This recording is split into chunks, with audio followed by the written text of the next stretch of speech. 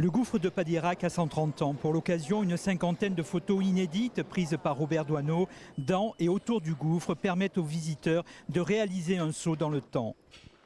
C'est énormément de visages que l'on retrouve sur les clichés, des visages émerveillés par les décors que l'on a au plafond, les visages des guides aussi de l'époque, avec leur tenue, leur béret, leur lampe torche. C'est des captations d'humeur et d'instant.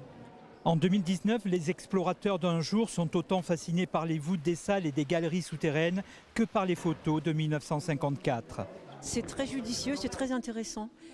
Moi j'adore les expos de photos ou autres. Surtout dans un lieu pareil, c'est sublime.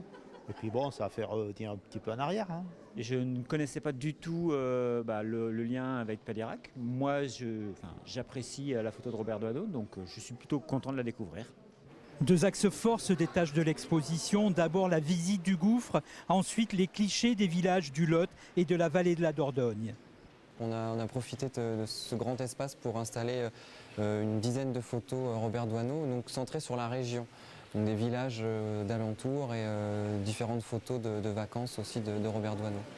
Le jeu des reflets, la pénombre font ressortir la beauté des paysages et des anonymes vus par Doisneau. Havre de fraîcheur, le gouffre offre cet été la possibilité d'avoir vue sur l'extérieur, 103 mètres sous terre.